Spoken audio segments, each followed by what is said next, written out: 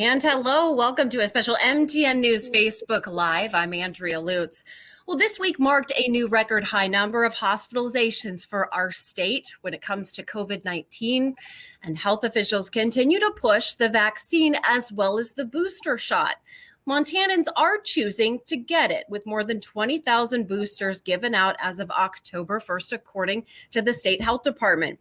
But still, many have a lot of questions about that, and that is what we are doing here today. We're going to try and answer some of those most pressing booster questions. So through this process, we are inviting you to comment below, leave all of your questions for our expert to help answer. And I'm going to bring in now Nancy Iversen from Billings Clinic. She is the Director of Patient Safety and Infection Control. She's going to help us answer these booster questions today. Hi, Nancy. Hi, Andrea. Thanks for having me today. Thank you so much. So real fast, just let our audience know what it is that you specialize in. Okay. Hi, everyone. My name is Nancy Iversen, and I am a registered nurse. My current position is I'm the Director of Patient Safety and Infection Control. So we've been working together as a exceptional team that I have the pleasure of working with to try to help really my specialty is infection prevention. Been working in the field since 1990.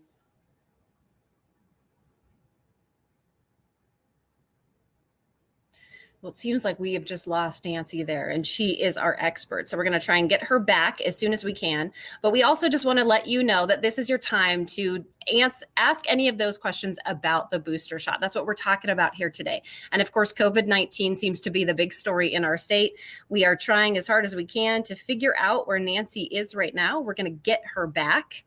And in the meantime, this is the place to kind of talk about those booster shots. I had a chance to talk with Nancy a little bit earlier this week, and we talked a lot about the booster shot. We talked about the mixing and matching of boosters and where we're at with that.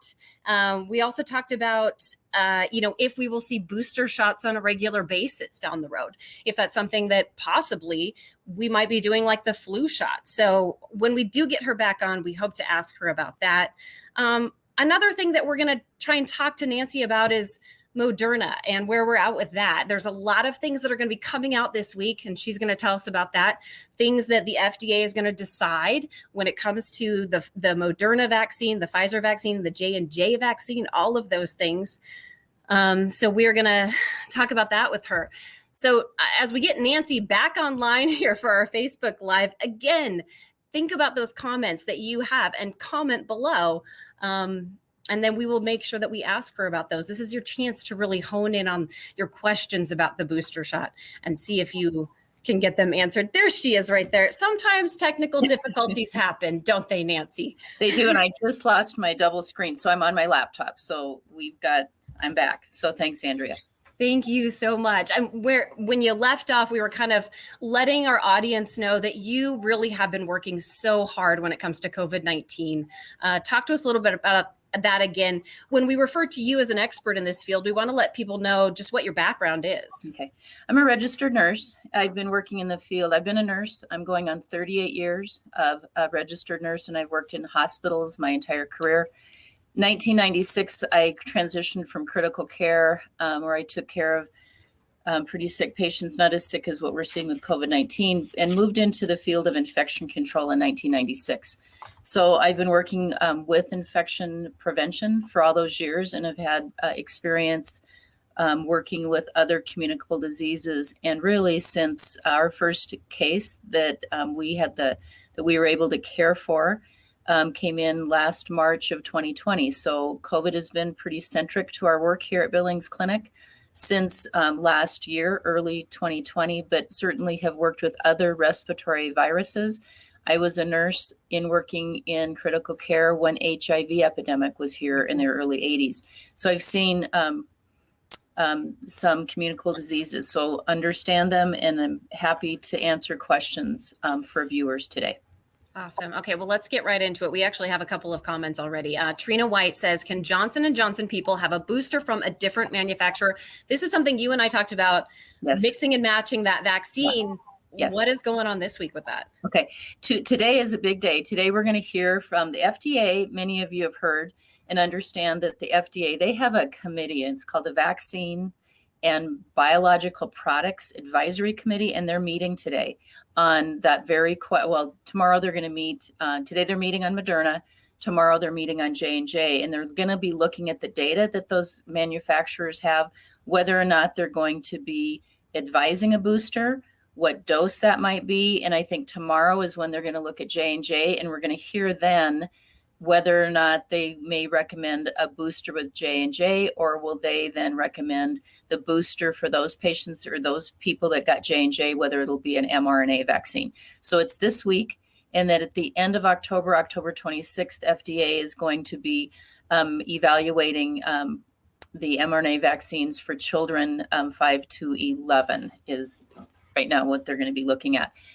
Then after it goes to the FDA, the group that sets vaccine policy for the US is the Advisory Committee on Immunization Practices out of the CDC. So October is a big month. So we'll know exactly what's going to come down by the end of this week, Andrea. Okay. I want to get to this next question. Eileen Rogers says, what are your thoughts about getting the flu shot at the same time as the COVID vaccine? Hi, Eileen. I've worked with Eileen for a number of years. She's also a registered nurse. We recommend it being given at the same time. And I know several people that did. I had mine one day apart, only just because of my schedule. But I know many people that got, what we do say is we want it in different anatomical locations, different sites, but you can get the flu vaccine and COVID at the same time. Okay, perfect. I know that's a big thing. My sister just got both of them at the same time. She said that it worked out great for her as well. So, Okay, I'm going to get to some of the questions that I have for you. Let's just talk a little bit about some of the basics when it comes to the booster. Who is qualifying for this booster shot? Because I think some people are like, well, I work in a high-risk facility. Do I qualify? I live with my elderly grandparents. Do I qualify? Yeah. Yes. So let's go through it. So Pfizer has been fully licensed as a vaccine really for people over the age of 16. And then again, I mentioned what we're going to hear earlier, and then it's authorized as an emergency use authorization vaccine for children 12 to 15. UA for single booster for Pfizer, you can get it if you're over age 65. I received it because I work in an occupation where the risk of COVID-19 is increased. So that's for healthcare workers. It's people who work in congregate settings, who can't really protect themselves necessarily because they have a lot of access to the public. You can also get it if you're immunocompromised. So Andrea, you mentioned it really depends on your underlying health condition, but the booster is recommended for just by age 65 and older. If you're 65 or older, you can get it. If you're immunocompromised, or if you work in an occupation where your risk of acquiring COVID is a little bit increased. Okay, perfect. That really nails it down for us. Here's another question for you, Nancy. What is in the booster shot? Is this a completely different shot that's in the Pfizer booster, or is it just another dose of it? How does that work? It's just another dose of it right now. So what's happening is that our immunity is waning a little bit. This vaccine works exceptionally well, and it's still really protective. The series, since we talked about Pfizer, the mRNA is a 2-dose series, J&J is a one dose. But for the mRNA vaccines, full series is 2 vaccines. If you're eligible for a booster, it's the same formulation, it's the same dose. It just helps protect against infection a little bit better. They're really holding out, even with 2 vaccines, really well, protecting you against hospitalization and severe disease. We are seeing breakthrough infections because we know that vaccines are not 100%. They're another layer of protection in addition to the public health measures that are really needed right now because of the Delta variant. Yeah. Okay. We have another question that just came in. This comes from Leilani. She said, so I just had my second one. How long before I have to wait to get my booster? So if you 6 months is what's recommended to boost, because what you just did, you finished your full series 2 weeks after finishing your second dose. It's going to take your body to develop the protective antibodies to give you that level of protection. And then what's happening is we're just waning. They still are safe and effective, but they wane a little bit. So we get another dose and that boosts our immune response. So basically you're making right now spike proteins. So if you get exposed to COVID-19 or SARS-CoV-2, the virus, that what happens is your body made antibodies. So it's always best. I mean, the best antibodies are those that your body makes, not the synthetic antibodies that are given through monoclonal antibodies. So your body made antibodies to that spike protein. What happens when you come into the presence of SARS-CoV-2, your antibodies recognize that virus and put the antibodies over that, so that virus cannot replicate. That's how these vaccines work. I hear often that people are a little bit nervous about the vaccines because people think they came to market too quickly. Just to let viewers understand, this is not new technology. It is a scientific advancement. These vaccines are safe and effective. And I think the other thing to remember about the mRNA vaccines is when they went through clinical trials, the size of the clinical trials were very similar to the size of trials for fully licensed vaccines. But I think the concern about them not being fully licensed is somewhat going away a little bit because we've got more data, and the FDA and the ACIP is now recommending boosters. And at least we have one vaccine that's fully licensed. We do expect that to occur for Moderna and J&J shortly. Perfect. I want to stay on that a little bit, Nancy. And you and I talked about this previously when we had met and talked about boosters. A lot of people out there, their mentality is, I had COVID, I've got the antibodies. Should that person be getting a vaccine? Should they be interested in getting a vaccine because they do have those antibodies that you talked about? Okay. So thanks you, Andrea. Let me just let viewers understand that as the pandemic has progressed and the vaccines have been given, we always learn more information. So more data is coming in and more data is going to continue to come in. It doesn't mean that misinformation has been given out or that we weren't saying the same thing. It's just as more information comes in, we learn more. And so really there are some studies suggesting that if you got infected and get a vaccine, that does help increase your antibodies to prevent reinfection. Okay, so there is some studies coming through this, maybe that we didn't know that in the past. We will always, in the Advisory Committee on Immunization Practices, will always and have recommended, if you've had COVID-19, you've been exposed, you've gotten ill from SARS-CoV-2, yes, you have some natural immunity, but they are recommending vaccination because there is some studies showing that you get boosted a little bit more, and that's going to help prevent you from getting reinfected. Reinfection can occur. Mm-hmm. Okay. We are getting some great comments that are coming in now on the Facebook feed. Cheryl Moore Lunn asks, when will the 0 to 4 age group get their vaccine? This one's a big question, Nancy, because we're kind of working in these age groups right now, kind of chucking along, trying to get those so that they are approved. That's one that's way back there. Yeah. What do you think? It will most likely come. Let's talk about influenza vaccine. That's it's recommended for children over the age of 6 months. And really, it's not any earlier than 6 months because an infant's immune system needs to be mature enough to be able to make antibodies and respond to the vaccine. What I will tell viewers and remind everybody, this gets back to our recommendation to get vaccinated.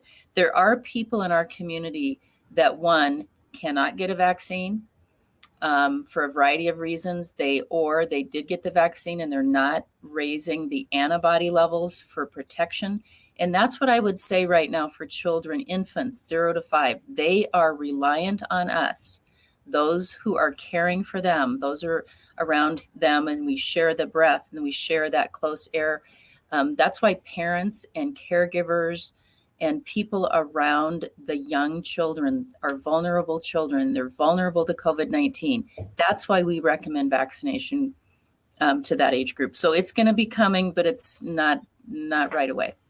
Okay, perfect. And I just want to kind of spin off of that a little bit. When we are looking at vaccines that are for the younger age group, those vaccines are not the same vaccines that are being administered to adults, correct? Well, they will be the same vaccines. The doses might be different, but they are the same vaccines. And we're going to be waiting to hear what the age groups are going to be coming forward. Okay, yeah, much to come for that. We could be seeing that months off. Okay, let's talk about all those people out there that are not in this high risk group that can't qualify for the booster yet. Should those people be, anticipately waiting for their chance to get the booster? I mean, are they at a disadvantage right now because they're not eligible for the booster? And everyone who wants the vaccine wanted it now. And so now that the booster is out, same sort of thing. When can those people get that? Okay. It seems like we've got good protection out to 6 months. I'm going to just remind the viewers that it is a personal choice to get the vaccine.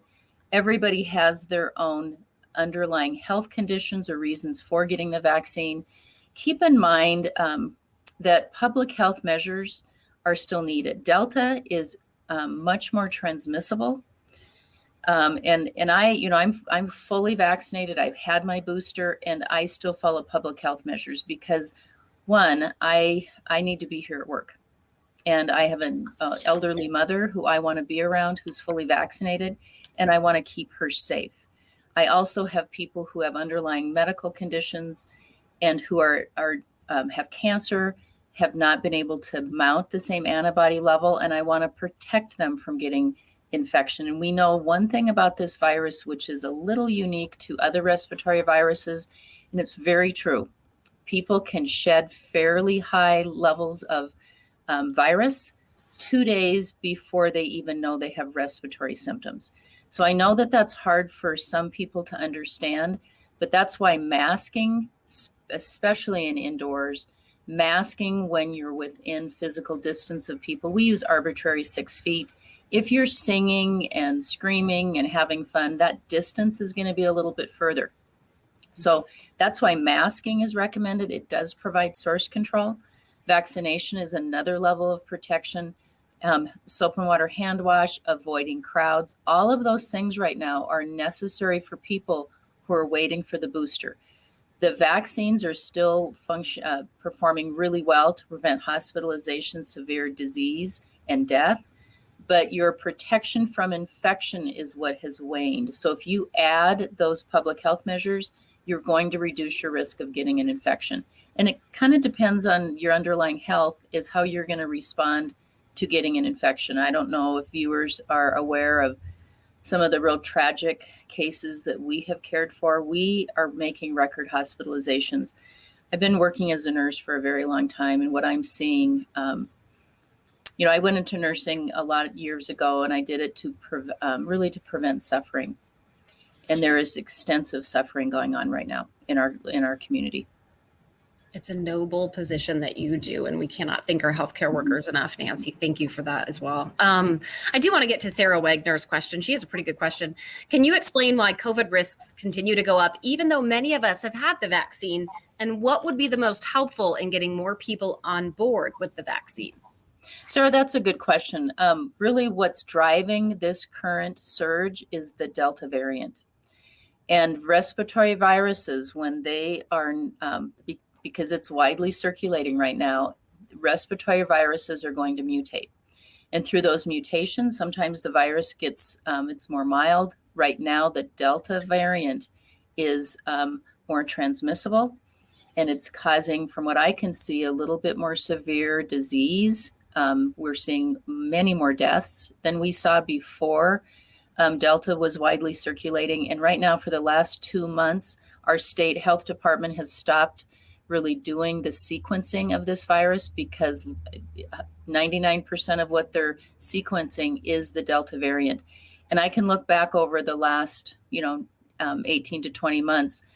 Things are different before Delta came as when Delta has arrived. And really, it started circulating in July.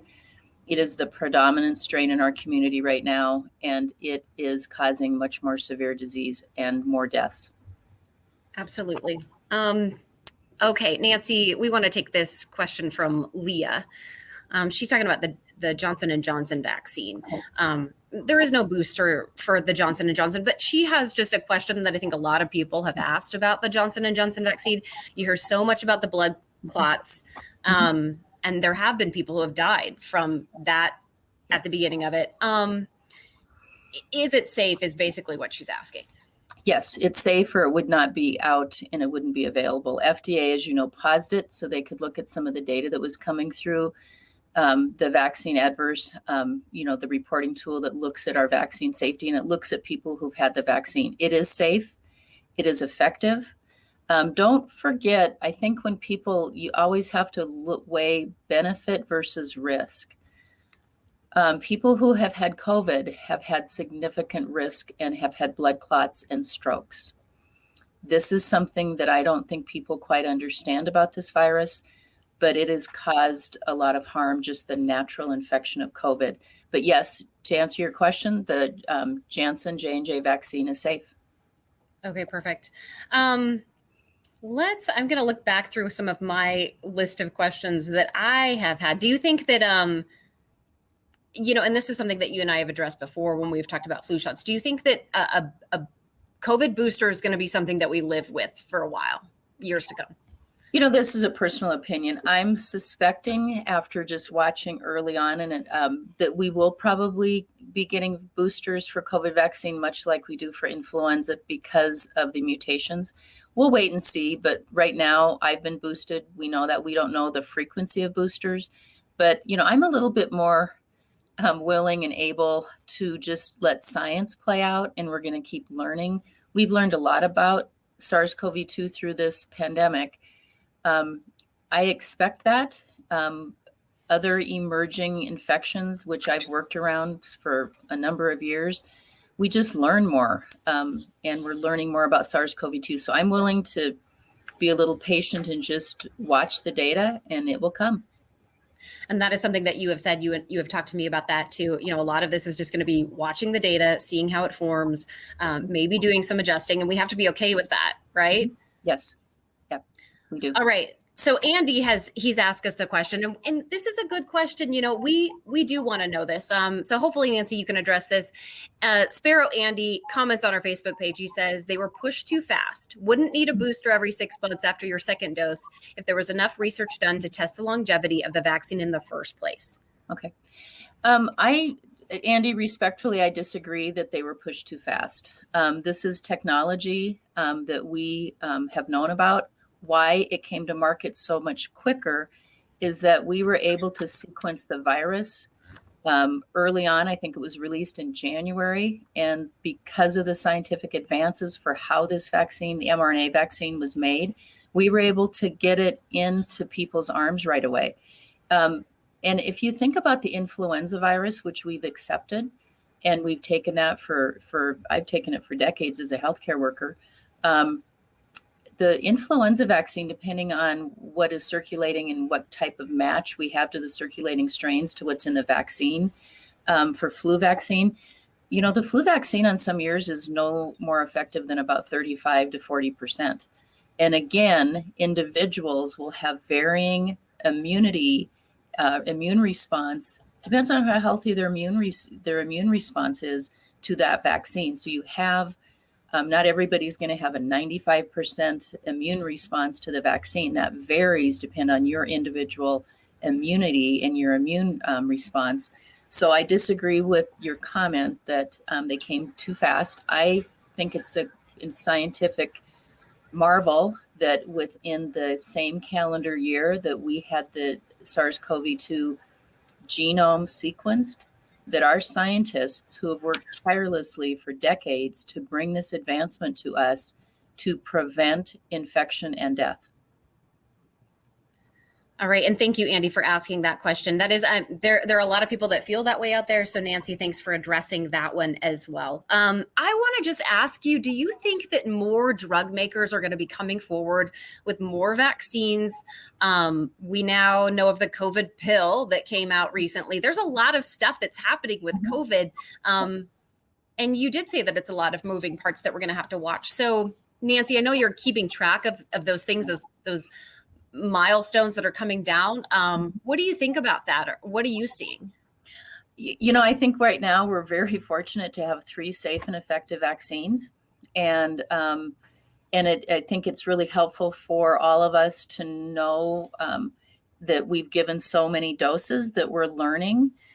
Certainly there will be scientific advances. Many people, Andrea, I think what I really haven't commented on that I'd like viewers to know is that the treatments for COVID-19 are not very good. And I know that some people want the treatments over the vaccine. That's, in my opinion, not the wisest choice.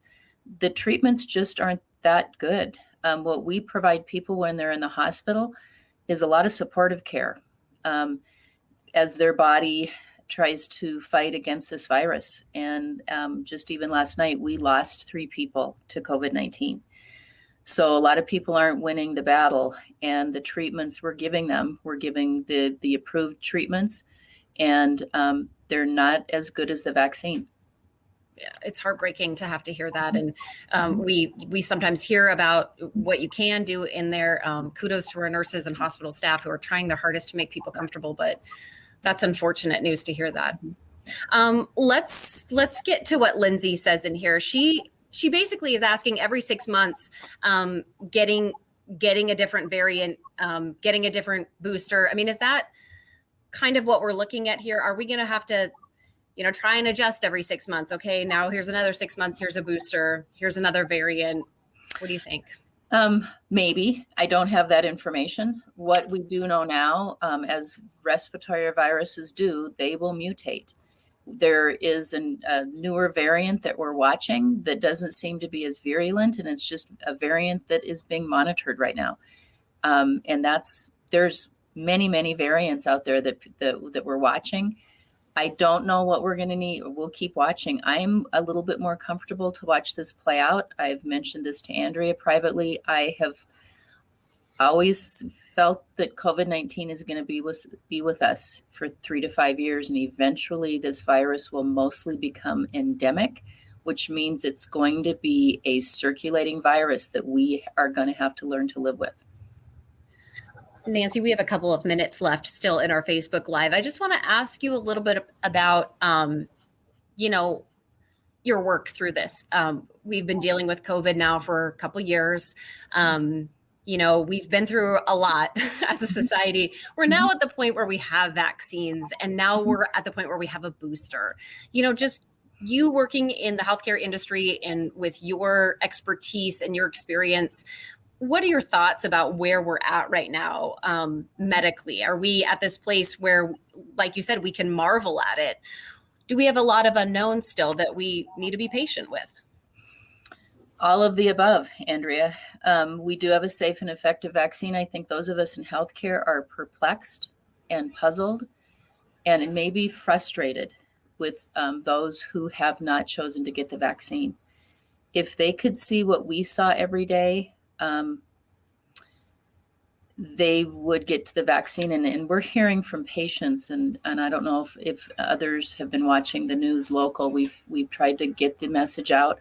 We've heard from young people in their 20s. We've heard from people, and one person specifically that came to us that didn't have a lot of underlying health conditions, and he died in his 20s of COVID-19. And one of his last things he said to us is, I wish I would have talked with my physician, and I wish I would have gotten the vaccine.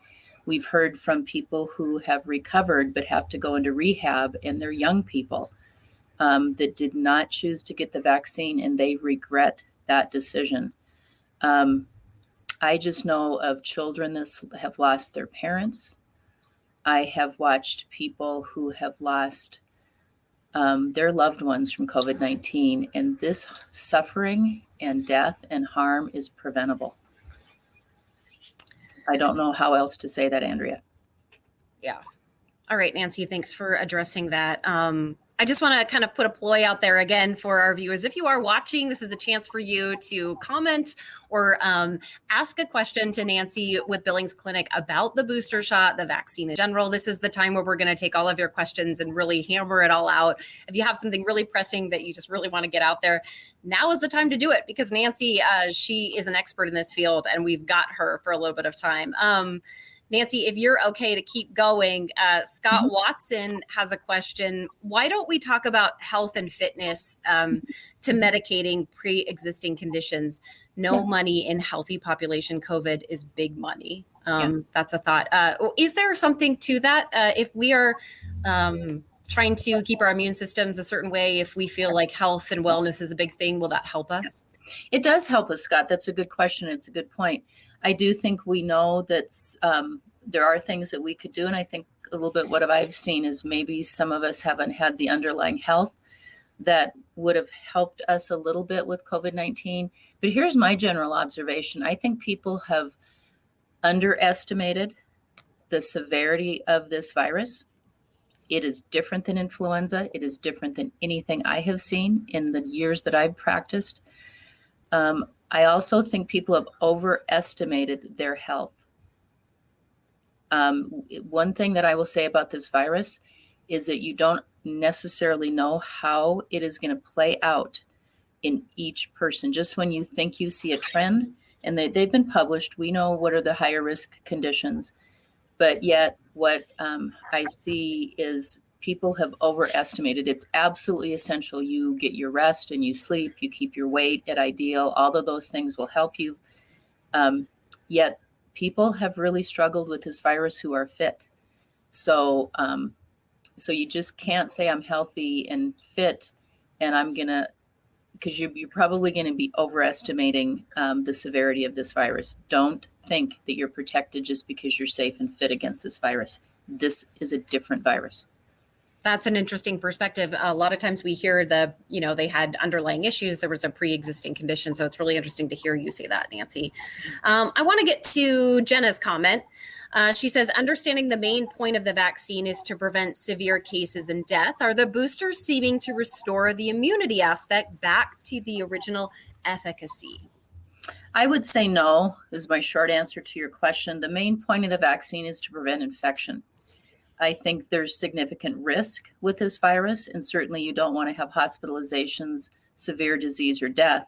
I will tell you, I've seen young people, fairly healthy, get this virus that don't get hospitalized, and they have longer term sequelae.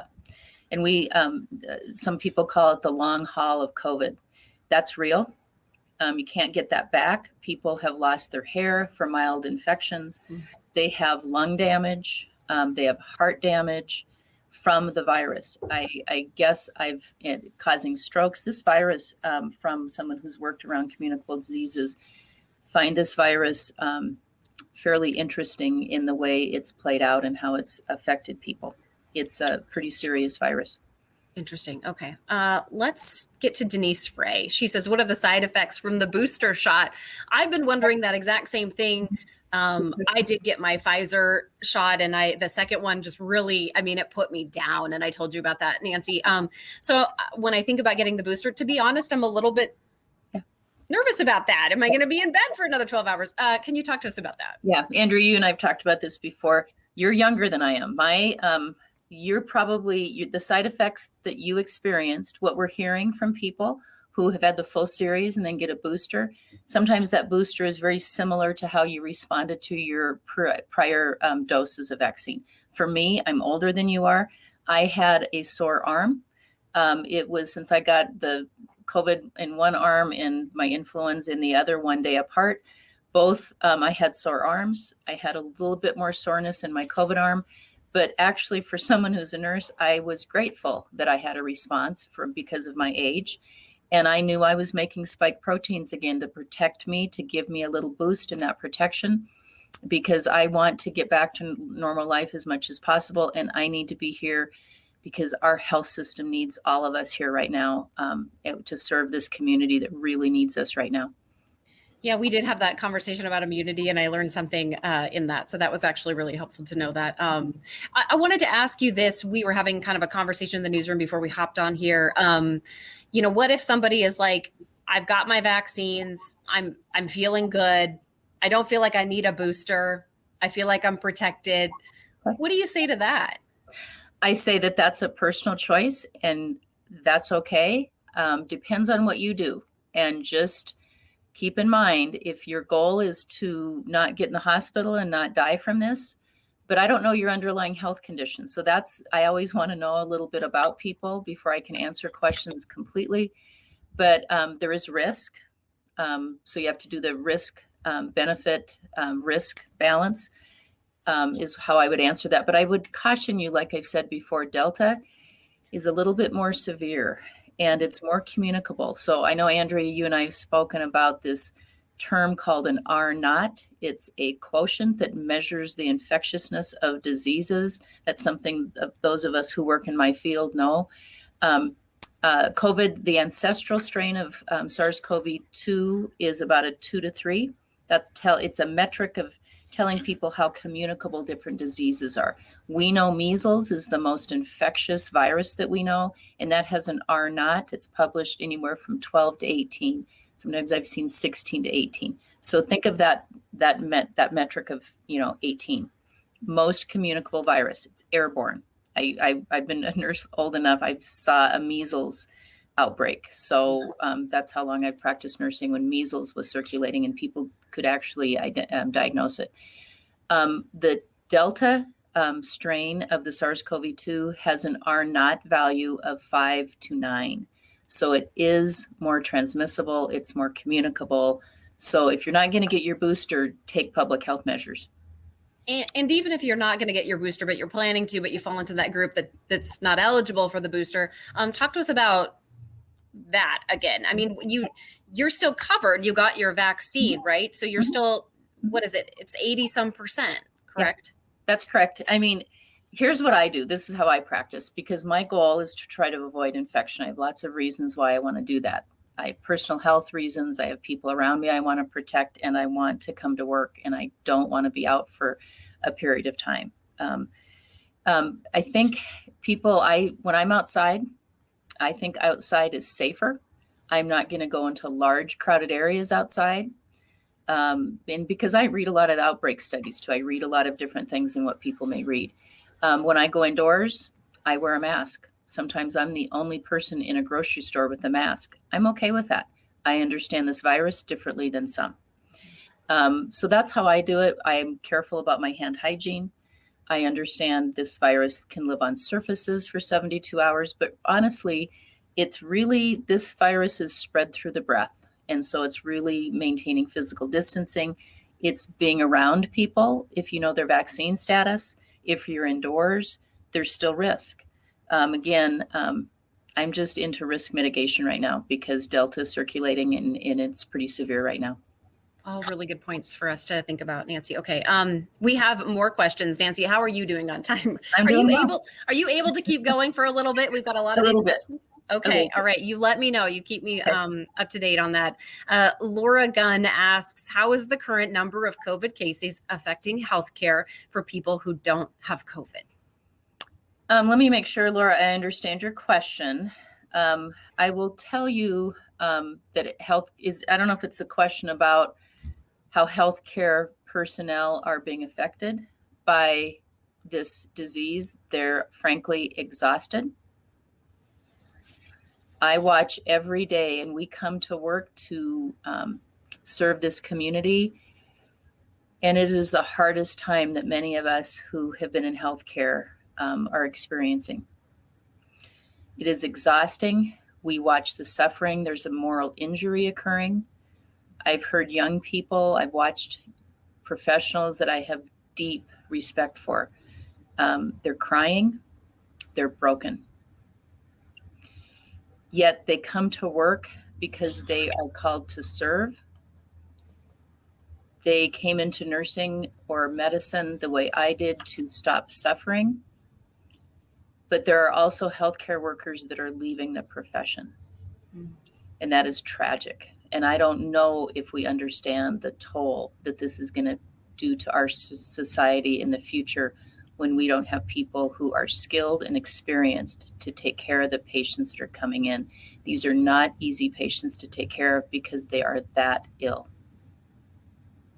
Wow. Yeah. Nancy, thank you for answering that question. And again, just want to say thank you to our healthcare workers. Laura says, thank you. That is exactly what I was asking. So you did answer her question. It's hard to hear some of that stuff. So thanks for letting us know. Okay, so Sarah Wagner, she has a good question. Do you feel the virus is less severe now than last year? No, I think it's more severe. Wow.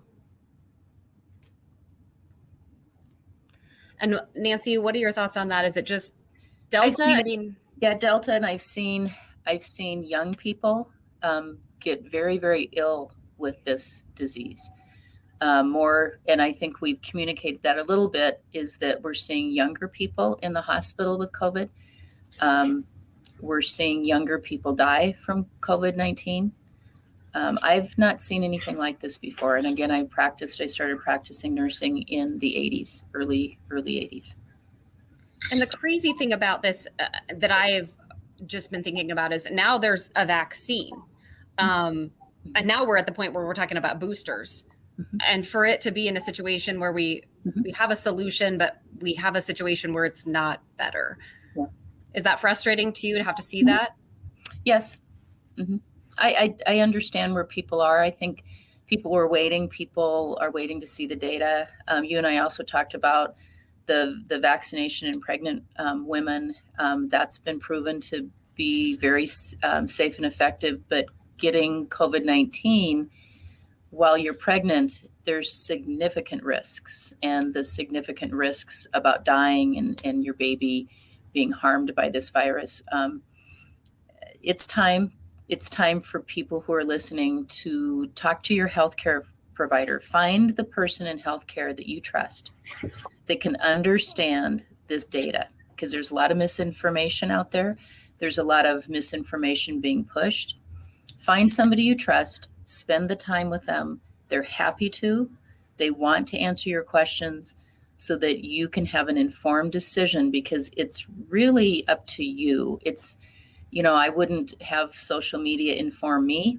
I would trust my healthcare provider. Go to them. They'll spend the time with you.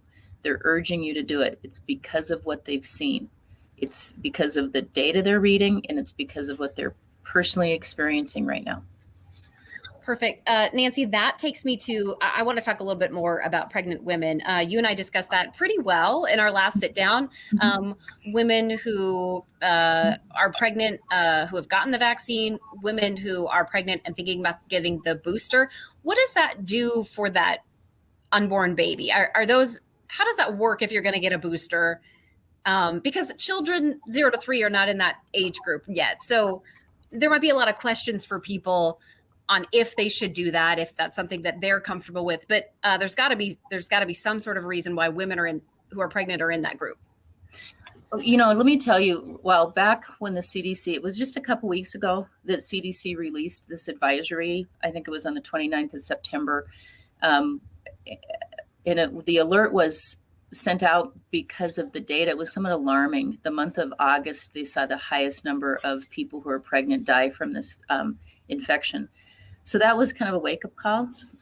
And so that right now our providers are really urging their patients who are pregnant to get the vaccine because it's safe and effective.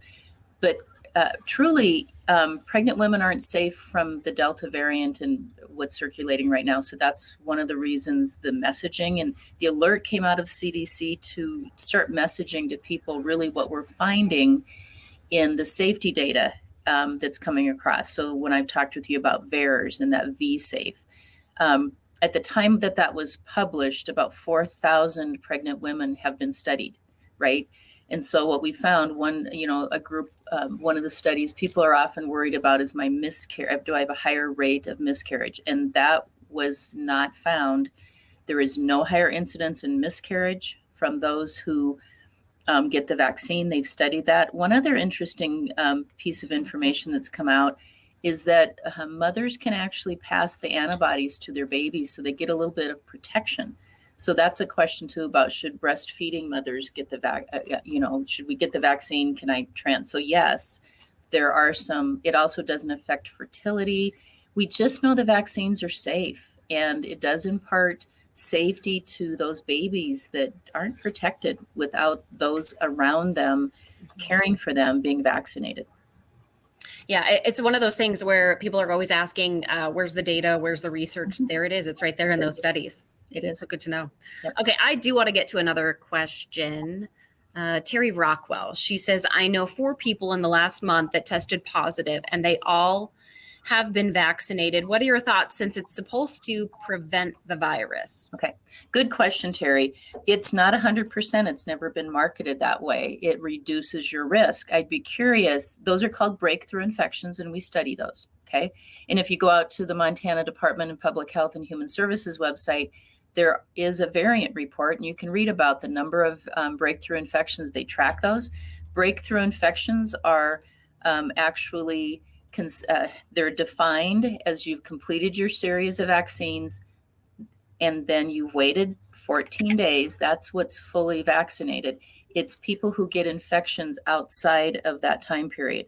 Those are breakthrough infections. We're seeing those. We've seen those. They also happen because people who get the vaccine may not all have the same level of antibody response to the vaccine. So what vaccines do is they reduce your risk of infection. That's what they do. That's how they've been marketed. We've never said vaccines are 100%. And I don't know what those 4 people were doing, but what I'm seeing in the hospital, because we're seeing hospitalized people who have been fully vaccinated. We have seen people die who've been fully vaccinated. And some of what we know is it's maybe, it's their immune response.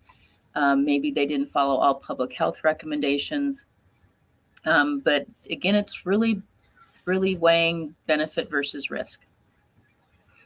Yeah, and that's the thing that we've heard that. I mean, we know our hospitals report that that people who are vaccinated still die due to COVID reasons. So that can happen. Still, though, Nancy, just again, just give us that spiel on why being vaccinated. When you do hear stuff like that, why being vaccinated still probably outweighs not being vaccinated. It's going to be what gets us back to normal. Okay, if more of us get vaccinated, we're gonna prevent that virus to continually spread, to create more variants that may be mild, may be more virulent. But that's what we can all do to keep the vulnerable people in our community safer. There's a lot of people that are just held up and want to get back to normal and are kind of wondering why people aren't getting vaccinated. I think people respect it's a personal choice, but I think there's enough data that people can, if they can get to the sources of data or follow their healthcare providers' recommendations, it's time to make a decision. And if we can all get vaccinated, we're going to have a better chance at moving beyond this pandemic and getting back to normal, of whatever normal is. Some of us kind of forgot what that is. Yeah. Do we remember what normal is? No. All right. Well, it looks like we are kind of winding down here with the questions. I do think that we covered a wide gamut of things when it comes to the booster and even just the vaccine, those burning questions we've had about the vaccine. Nancy, this is kind of your last shot to just say anything more about the booster. If you're thinking about getting the booster, if you're on the fence about getting the booster, if you're waiting impatiently to get the booster, what anything else out there? No, but really, just my final thing, please consider vaccination. They're safe and effective. Talk to your healthcare provider. Talk to someone in healthcare that's informed, that's currently working this pandemic. They will help you answer. They will help answer all your questions. And I know that some people, there's a variety of reasons why people aren't getting vaccinated, but if fear is one of those and you're just not sure, find that trusted healthcare professional in your life and ask them to talk to you about COVID vaccinations. All right, Nancy, thank you so much for joining us here on this Facebook Live. You are so valuable, all of your information, and thank you for what you do in our healthcare community and all the work you put into infectious diseases. We appreciate you. Thank you, Andrea.